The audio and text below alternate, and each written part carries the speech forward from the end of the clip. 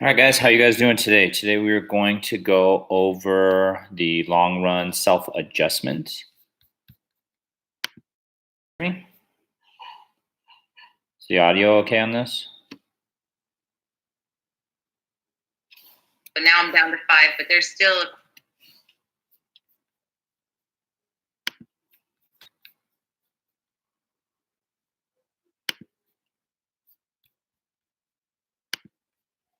All right, I think that might have fixed the problem. Is it me?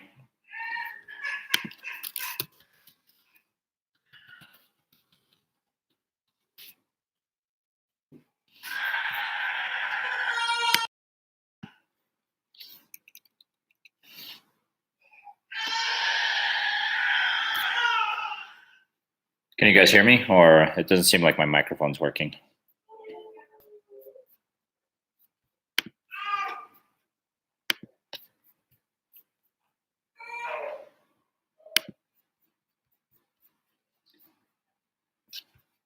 Wait.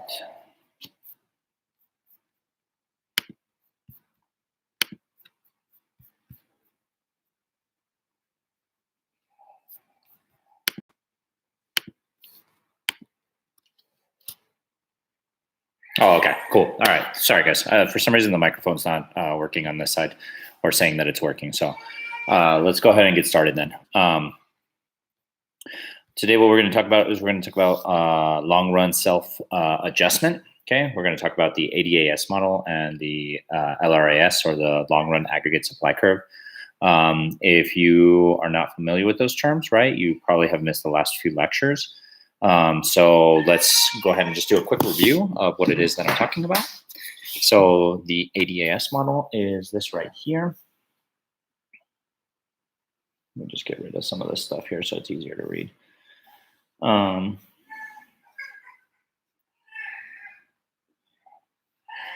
Right here, you have your downward sloping aggregate demand curve, right? You have your upward sloping aggregate supply curve. You have your price level up here. You have your equilibrium price right here. Okay. You have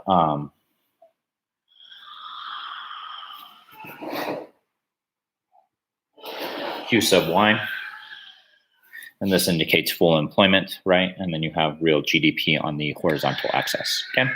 Any questions as far as the ADAS model? Okay. You get your long run aggregate supply curve. That's what we're going to be talking about, is self adjustment for long run aggregate supply. Okay. All right. It's topic 3.7.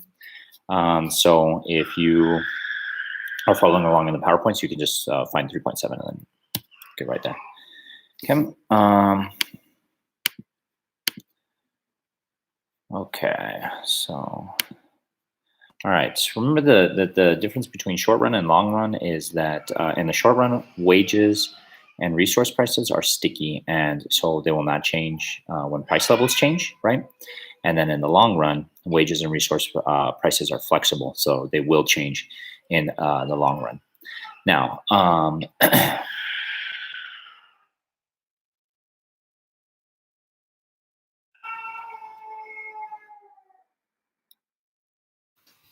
so I'm going to go ahead and move over to 3.8. Okay, and we're going to cover 3.8 today. Okay, now,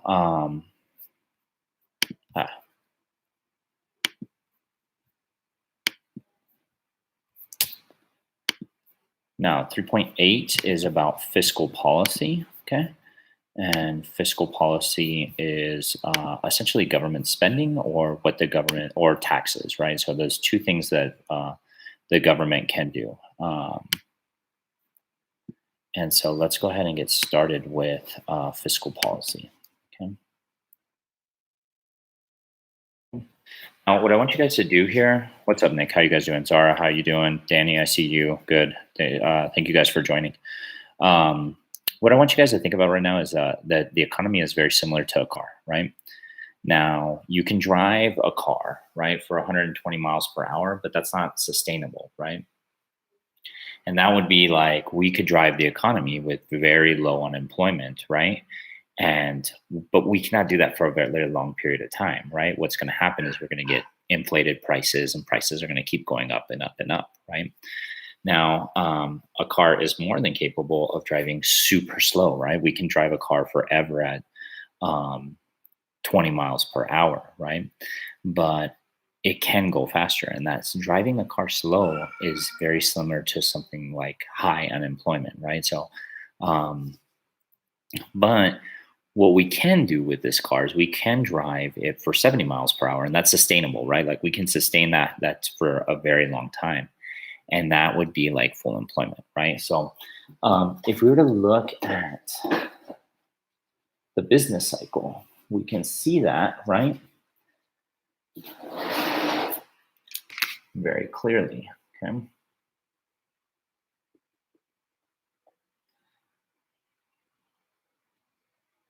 So in your notes, do me a favor and go ahead and draw out a business cycle, right? All right. Now, so you can see this, okay? Now, if we're driving our car very fast, we're at this point right here, right? An inflationary period or inflationary gap, right? Um, if we slow the car down, right, we're driving at this point right here, right? And that would be like driving at 20 miles per hour. We want to be in this range right here, right? We want to stay at full employment the entire drive, right? Which is about driving 70. Now, think of different economies, right? So, like if we were to compare, let's say, a developing country, right, or an industrialized nation like the United States, and we can compare it to, like a Central American country. We know that we have the capability to drive faster than, like, our car would be built faster than a developing country, right? So, if the engine, which is technology, right, or the gas mileage, which is productivity, increases, then the car can drive at even higher speeds, which increase our long run aggregate supply. Right? So the government often speeds up or slows down the economy by using fiscal or monetary policy. So here we can see that if we're driving too fast, what do we need to do, right? We need to slow the economy down, right? And if we're right here and we're driving too slow, we need to speed that economy up, right? So, and the way we do that again is through fiscal or monetary policy. Now, the role of consumers in the economy is that consumption is the most important part of the economy. And remember that consumption has the highest percentage of our GDP, right? It's about 70% of our GDP comes from consumer spending. So consumers will spend a certain amount no matter what, regardless of their income, right? This is called autonomous spending. Okay. This is going to be like your bills. This is going to be food. This is going to be like gas money, right? This is going to be stuff that you're going to need to survive, right? And to pay for your necessities. All right. Now, consumer spending is made up of autonomous spending, and then it's made up of also disposable income. So this is income that you get after taxes. All right. So if, let's say, you pay for all your bills, right? You pay your cell phone bill, you pay your mortgage if you have a mortgage, or rent or whatever, and you have like $100 left over. Well, that $100 left over that you spend on whatever, going out, you spend it on, building your home gym or something like that. That's all disposable income. Like you kind of choose what you want to do with that income. So if your income, if incomes are less than your autonomous spending, then you're doing what's called something called dis-savings. Now, that's negative savings. That means that you're dipping into credit cards, you're using other forms of income to balance out, to be able to pay for your necessities, right? So, but what if incomes fall and people stop buying things? Who often steps in? So think about that, right? Like what happens to our GDP equation if 70% comes from consumer spending and people stop spending, right? So that's a big concern actually right now, right? With what's going on with the coronavirus is that, places are not open. So people cannot spend money. So who's going to step in? Well, GDP.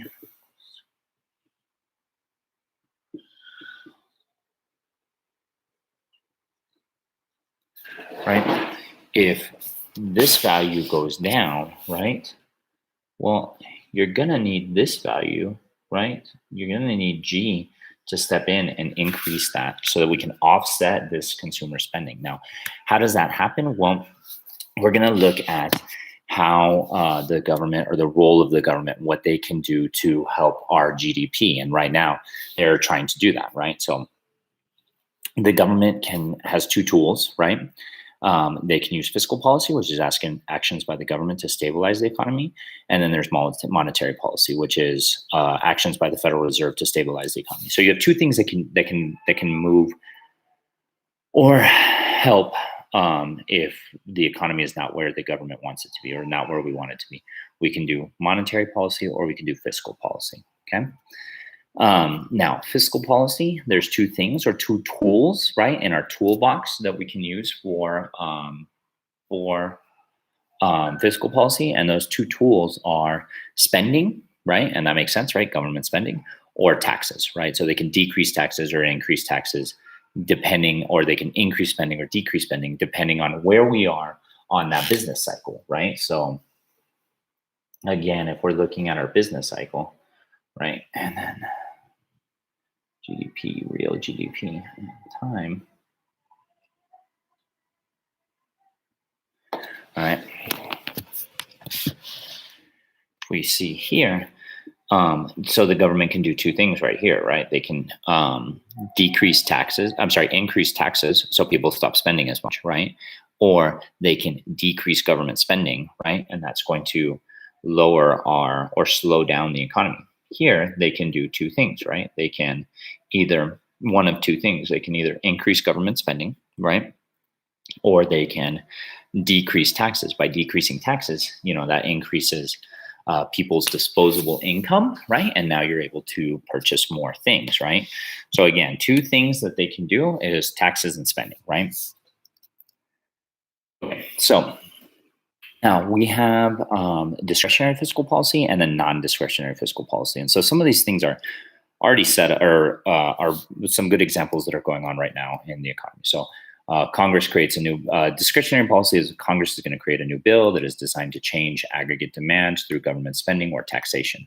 One problem is that a lot of times these things take a lot of time due to bureaucracy. And we actually just saw this play out with the new Families First bill that was rolled out last week, right?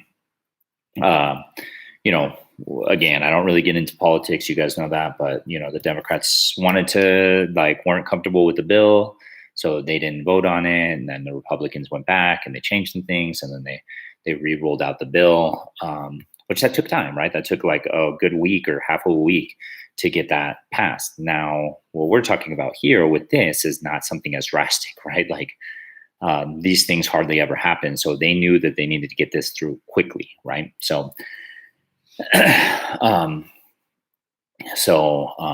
got to pass, right? And that would be an example of discretionary fiscal policy, right? So we would use this in a recession, which we were most likely going to be in a recession, right? And then Congress, we're going to increase spending. And I think it was $1.5 trillion that they're going to pump into the economy, right? That's quite a bit, right? So that's quite a bit of government spending that's going to happen, right? Now, non-discretionary fiscal policy, these are automatic stabilizers. So these are already in place just in case something happens, right? So like things that are already in place that just in case something happens is going to be like welfare, unemployment, income taxes, right? So like we already have in place unemployment, right? So yes, it did get extended through this bill, and yes, there were some changes to it to help those that are not working, right? But that's an example of non-discretionary fiscal policy, is that it's already there. It's already in place. We don't have to do anything. It's there just in case something happens to the economy. We don't have to run and try to rush a bill through. Okay. All right. Now, earlier we used the car example for for the business cycle, right? So if we are running hot, right, or we are running our car fast, right, what would you do if you're in a car and you're driving too fast, right? You apply the brake, right? Now, the brake is what's called contractionary fiscal policy. So we're going to slow down the car, right? And this law this is going to reduce inflation. It's going to decrease GDP, and it's going to close an inflationary gap.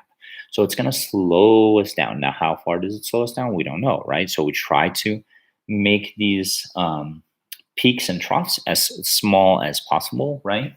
So that we can stay in that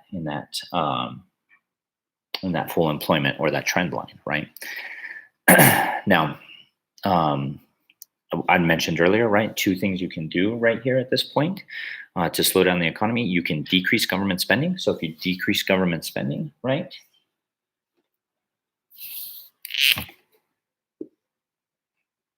Decrease government spending, what's going to happen to GDP? That's going to go down, right? So that makes perfect sense. Okay. Now you can increase you can increase taxes, right? If you increase taxes, what's going to happen is that consumers are going to have less disposable income. So if they have less disposable income, what's that going to affect? That's going to affect C. And so C will go down, right? And if C goes down, then GDP goes down, right? Or you can do a combination of both of them, right? So if they stop spending, right, they increase taxes, that's going to affect consumers, and then that'll affect GDP, right? And so we can also speed up the economy. So if we're here in a trough, and that's what the government's trying to do right now with the coronavirus, is they're trying to speed up that economy. Now, how did they do it? Well, everyone's getting a stimulus check, right? Well, not everybody, but certain people are getting a stimulus check, right? So government spending went up, right? And then that stimulus check, the hopes of the government is that you're going to take that check and you're going to go out and do some consumer spending, right? So consumer spending will go up, right? And then in turn, GDP will go up, okay? So we see an increase in our GDP, right? And again, if we're in this trough, right, two things that the government can do: they can lower taxes, or they can increase spending, or they can do a combination of the both, right? And this again is to reduce unemployment, increase GDP, and close that recessionary gap. If we're down here, we're in a recessionary gap in a trough. If we're in a peak, we're in an inflationary gap, right? And those are correlating that towards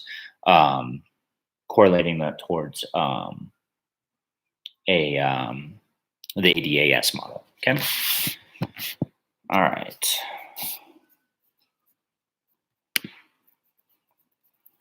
Now, I want you guys to look at slide 13, right? And I'm going to go ahead and read this off to you guys, and that way we can work on this together. So let's imagine, I'll go ahead and draw this out for you guys here. We're in an ADAS model, right?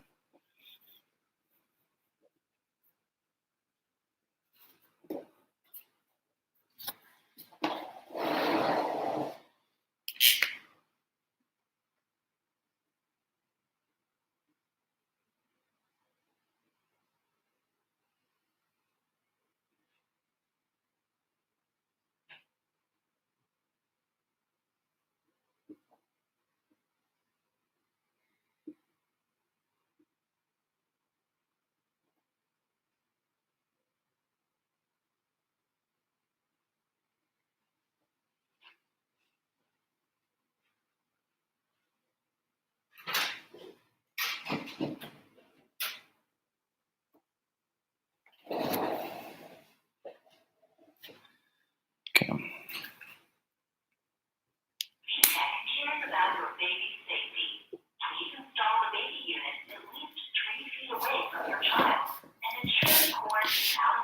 Okay. So again, we're looking at this ADAS model. We are in what is called the recessionary gap, right? If this right here is a recessionary gap, right? So the government needs to come in and they need to fix this, right? Or they're going to try to fix it, right? Through taxes or through spending, right? Now, when we give stimulus checks, right? Like the government's going to give out a stimulus check here shortly. We need to know two things. We need to know the MPC and we need to know the MPS. Now, what is the MPC? The MPC is the marginal propensity to consume, and the MPS is the marginal propensity to save, right? Because you can only do two things with $1. You can either save it or spend it. So we know that this is a recessionary gap. We know that we're going to need to use expansionary policy to expand into the LRAS, right? And we know that we can either do government spending, right? We can increase government spending, or we can lower taxes, right? So what is the initial amount that we would need to close that spending, right? So we are at 500 billion, and we need to get to the long run aggregate supply curve. So ADT, and let's just say that's at 1,000, right? So how much do we need to spend, or does the government need to spend to get here? Well, remember that there's what's called the multiplier, right? And so you take your 0.8, right? And it's MPC over MPS, right?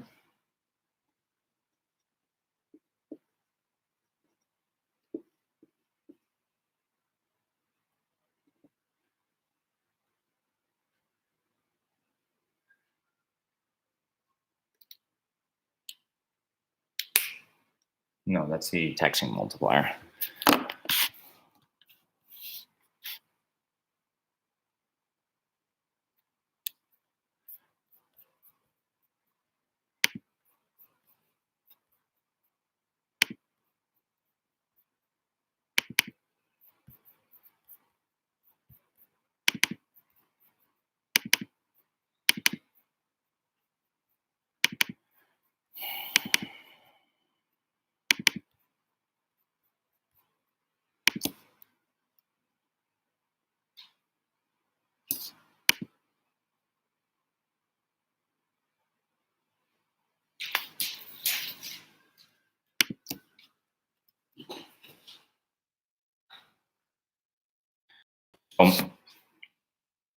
Again, to get our spending multiplier, it's going to be 1 over MPS, or 1 over 1 minus MPC, right? So again, this is what I showed you guys here is our taxing multiplier. So our taxing multiplier is going to be 4, right? But if we were to do 1 over MPS, it's going to be 1. So if our consumption is 0.8, this is our MPC. Our MPS is going to be 0.2. So 1 over 0.2 equals 5, right? So to get to 1,000 billion, right, what do we need to do? How much do we need to spend? Well, we only need to spend 100 billion, and that'll get us into our equilibrium point, our long run equilibrium. Okay? Does that make sense to you guys?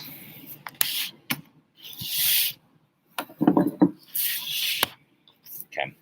Let's go ahead and look at our next example. Okay.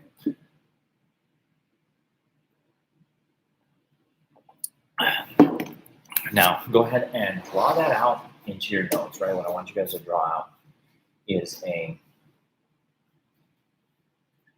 ADAS model in inflationary gap, right? So draw out an inflationary gap for ADAS model.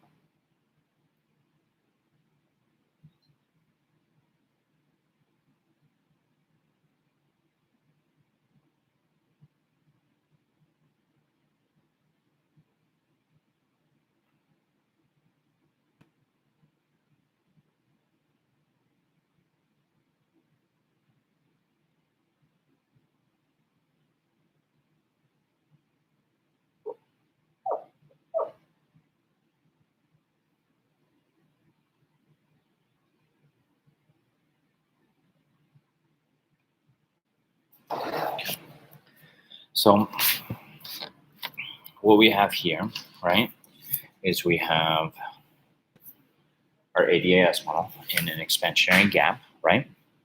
And what kind of policy do we need to use or what kind of policy would the government use? The fiscal policy that they would use is contractionary, right? They want to slow down the economy, okay? And so by slowing down the economy, they can do that one of 2 ways. They can raise taxes, or they can decrease spending, right?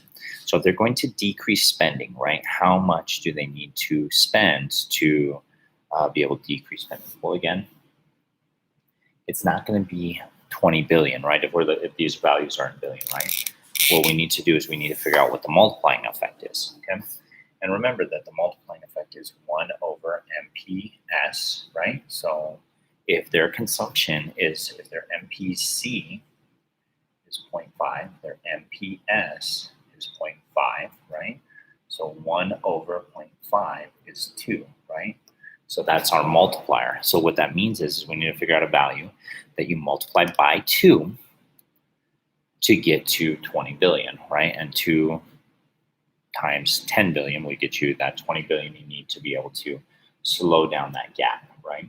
So, and it'd be negative, right? Because you're taking away the spending from GDP, right? So you would decrease that spending by 10 billion. Does that make sense? If you guys have questions, please go ahead and leave them in the comment section. That way I can address those. All right, so we looked at government spending. Now we're going to go ahead and change it and look at taxes, right? Like how does this work with taxes? Now remember the equation for the taxing multiplier is going to be MPC over MPS. And remember that C goes before S in the alphabet, and that's a good way to remember it, right? So C will be in the numerator and S is going to be in the denominator. So consumption over savings, right? And I guess you consume before you save. So that's another way to maybe look at it. So what I want you guys to do is let's go ahead and draw a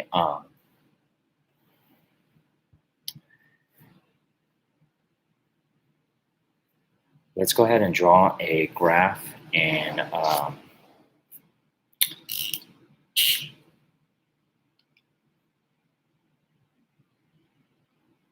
ADAS model, and let's go ahead and draw it in a recession, right? So what does that look like?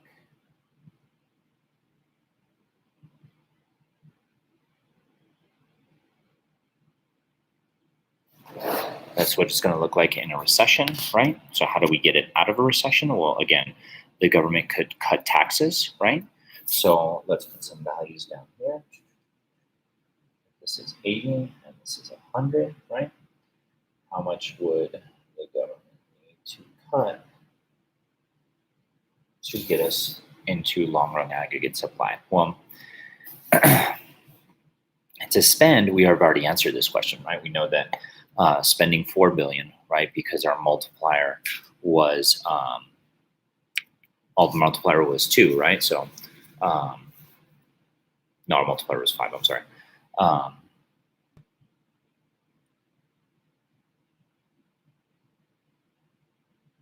If our MPC is, okay, maybe I shouldn't tell you guys that. So MPC is 0.8, so our MPS is 0.2, right?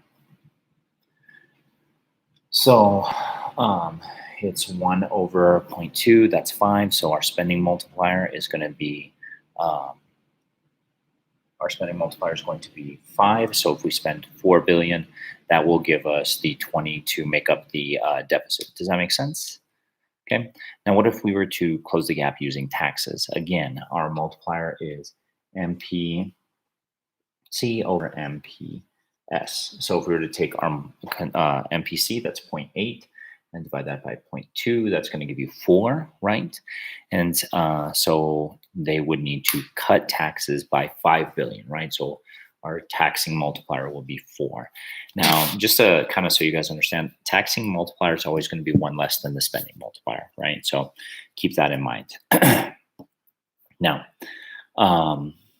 so there's one of the problems with fiscal policy is that it takes time to go into effect. Remember that there's lags, right? Lags are kind of like when you're lagging behind, right? When someone says, hey, stop lagging behind, you're slowing things up.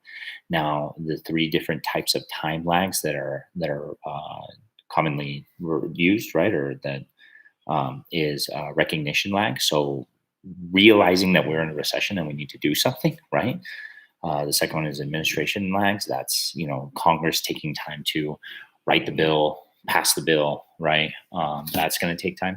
And then operational lags, right? So spending, planning, taking time to organize and execute the changing taxes is quicker. So, so just to kind of use the example that what we're going through right now, right? So we had to recognize when we started shutting down schools, starting like small businesses and restaurants and bars and stuff like that. We had to recognize that we were going to be in a recession, right? And then so Congress, so it took some time for that, right? And then Congress had to write the bill, so it took them some time. They had to debate that in Congress, so that took like a week and a half or half a week or whatever. And then so that got passed, and now we're at the operational lag. So getting that money out to us, right, is going to take some time. And then after that, us in turn taking that money and deciding how much is going to be MPC and how much is going to be MPS, right? So for some of us, it's going to be all MPC. We're going to spend every last cent of that, right? And we're going to see that magnify through the economy, right? And then some of us are going to save some of it. So the government has, or the Federal Reserve has, really good economists that can kind of pinpoint what's your MPC, or what your, based off of how much you make, what your MPC and what your MPS is, right? So, all right.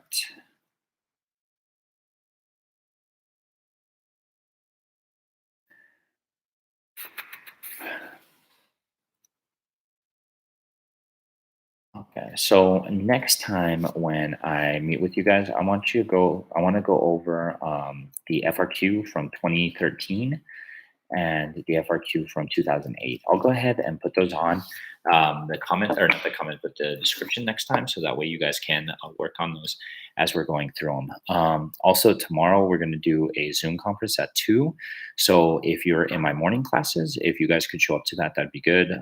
That way we can all get on the same page as far as what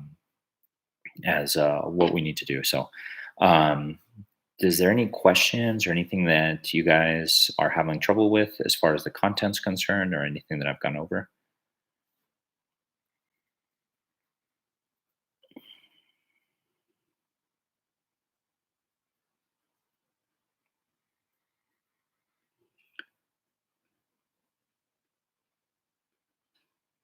So no questions. Okay. Since there's no questions, we kind of went through that pretty quick. But if you guys,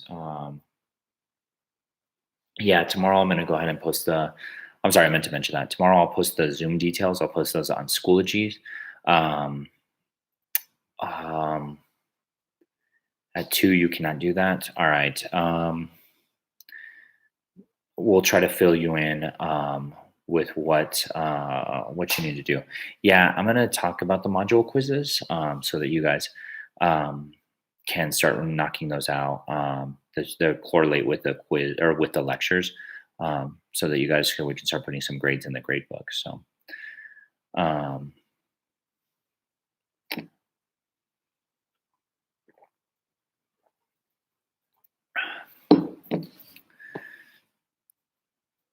But all these questions about class can be asked at that Zoom conference. Marissa, we'll get you caught up.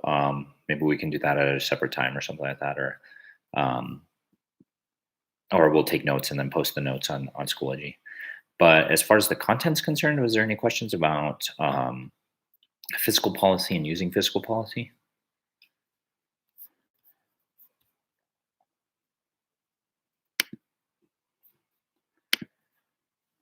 All right, so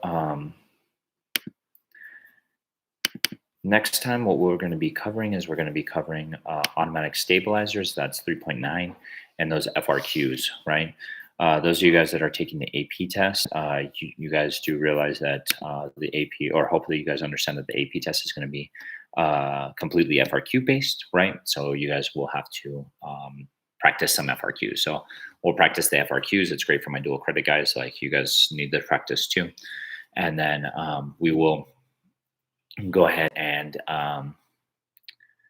do those, and then we'll cover automatic stabilizers on Friday.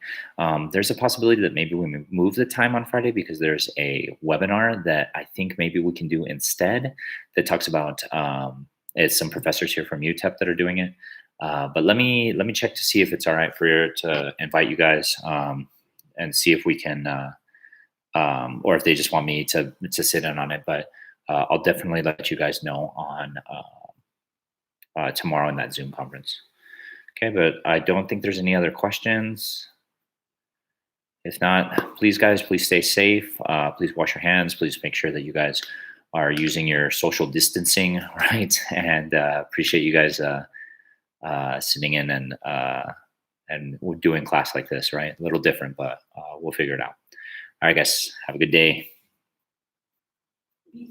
Peace.